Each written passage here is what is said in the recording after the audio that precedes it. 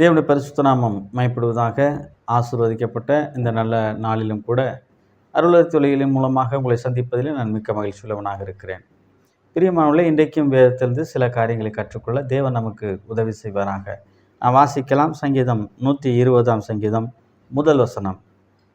இது ஆரோகண சங்கீதம் என்று சொல்லப்பட்டிருக்கிறது.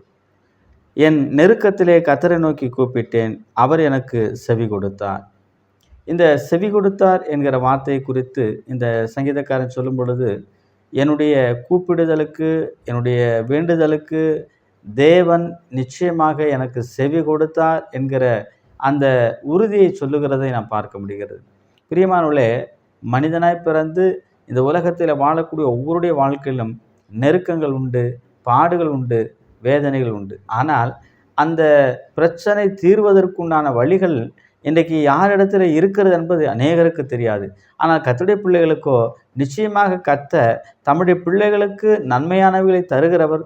அதே மாத்திரத்தில் இந்த நெருக்கத்தின் காலங்களிலே அவர்களை விடுதலையாக்கி சமாதானத்தை கொடுக்கிறவர் என்பதையும் விசுவாசத்தோடு நம்பக்கூடியவர்களாக இருக்கிறோம் என்பது சந்தேகமில்லை. இந்த தேவனுடைய பிள்ளையாகிய இந்த சங்கீதக்காரன் சொல்லுகிறான், நான் கர்த்தரை நோக்கி கூப்பிட்டேன், அவர் எனக்கு செவி கொடுத்தார்.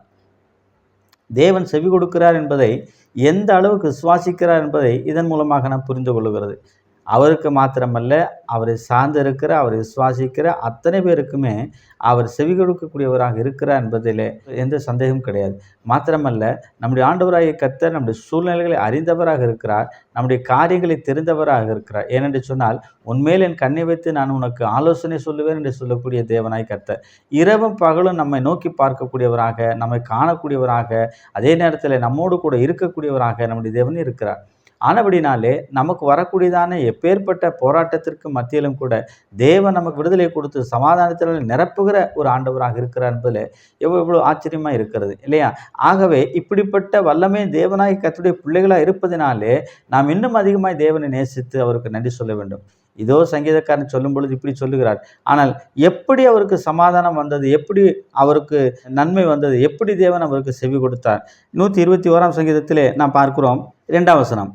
வானத்தையும் பூமியையும் உண்டாக்கின கர்த்தரிடத்திலிருந்து எனக்கு ஒத்தாசை வரும் என்று சொல்லுகிறார்.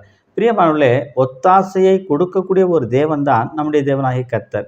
ஆனால் முதல் சங்கீதத்தில் பார்க்கும் பொழுது என்னுடைய வேண்டுதலுக்கு அவர் செவி கொடுத்தார். எப்படி செவி கொடுத்தார் என்று அடுத்த சங்கீதத்தில் சொல்லும்போது, வானத்தை பூமியை உண்டாக்கின கர்த்தரிடத்திலிருந்து எனக்கு என்ன செய்து ஒத்தாசை வருகிறது என்று சொல்லுகிறார். அப்படியானால் ஒத்தாசையை அனுப்புகிற தேவனை விசுவாசிக்கும் பொழுது, ஒத்தாசை அனுப்புகிற கர்த்தரை விசுவாசிக்கும் பொழுது நிச்சயமாகவே அவர் நன்மைகளை கொடுத்து, ஆசீர்வாதங்களை கொடுத்து, மேன்மையான காரியங்களை கொடுத்து அவர் என்ன செய்கிறார்? வழி நடத்துகிறார். இந்த சங்கீதக்காரனுடைய நம்பிக்கை, கர்த்தரை கூப்பிடும் பொழுது அவர் செவி கொடுக்கிறார். இரண்டாவது, அந்த செவி கொடுத்தல் எப்படி வருகிறது என்று சொன்னால், பிதாவினிடத்திலிருந்து வருகிறது, பரலோகத்திலிருந்து வருகிறது, வானத்தையும் பூமியை உண்டாக்கின கர்த்தரிடத்திலிருந்து வருகிறது. அவர் நிச்சயமாக நன்மைகளை என்ன செய்கிறார்? கொடுக்கக்கூடியவராக இருக்கிறார், செவி கொடுக்கக்கூடியவராக இருக்கிறார். அவர் கூப்பிடுதலுக்கு செவி கொடுக்கிறவராக இருக்கிறபடினாலே விடுதலை மிக சீக்கிரத்திலே கிடைக்கிறது. விடுதலை இவர்களுக்கு நன்மைக்கு ஏதுவாகவே என்ன செய்கிறது? அமையக்கூடியதாக இருக்கிறது. இப்படிப்பட்ட விசுவாசத்திலே வளரும்படியாக இவர்கள் காணப்பட்டதை நான் பார்க்க முடியும். அந்த வல்லமை தேவனாகிய கர்த்தரை விசுவாசிக்கிற உங்களுக்கும் எனக்கும் கூட இதே நிலைமையிலே நாம் என்ன செய்யும்? கர்த்தரை நோக்கி பார்க்க வேண்டும். நம்முடைய காரியங்களை கர்த்தரிடத்தில் தெரியப்படுத்த வேண்டும். நம்முடைய காரியங்களை கர்த்தருடைய சமூகத்தில் கொண்டு போக வேண்டும். அப்படி போகும் பொழுது அதே வானத்தையும் பூமி உண்டாக்கின கர்த்தரிடத்திலிருந்து நிச்சயமாகவே நமக்கு ஒத்தாசை வரும் என்பதிலே சந்தேகமில்லை. ஆகவே ஒத்தாசை கொடுக்கிற, ஒத்தாசை அனுப்புகிற தேவனை விசுவாசிக்கிற நாமும் கூட இப்படிப்பட்ட நம்பிக்கையிலே தொடர்ந்து வளரும்படியாக தேவன் நமக்கு கிருபை செய்வாராக.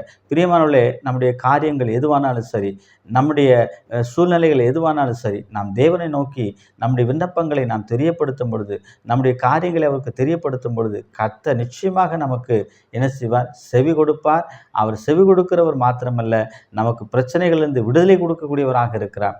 தாவீதுக்கு விடுதலை கொடுத்தார், ஆபிரகாமுக்கு விடுதலை கொடுத்தார். இப்படி அநேக ஜனங்களுக்கு விடுதலை கொடுத்து கர்த்தர் அவர்களை என்ன செய்தார்? ஆசீர்வதித்து நன்மையினால் நிரப்பி பாதுகாத்து கொண்டார்.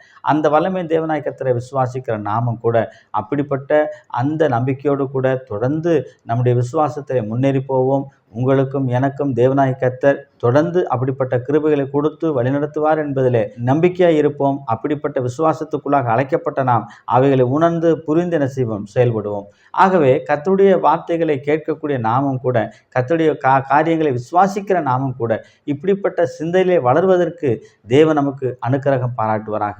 அவருடைய வல்லமையுள்ள நாமத்துக்கு மாத்திரம் மகிமை உண்டாகட்டும். அப்படிப்பட்ட சிந்தையோடு, அப்படிப்பட்ட நம்பிக்கையோடு தொடர்ந்து நாம் முன்னேறுவோம். கர்த்தர் நமக்கு கிருபை செய்வாராக. அவருடைய திவ்ய நாமம் என்றும் என்றும் சதா காலங்களில் மகிமைப்படுவதாக. ஆமேன்.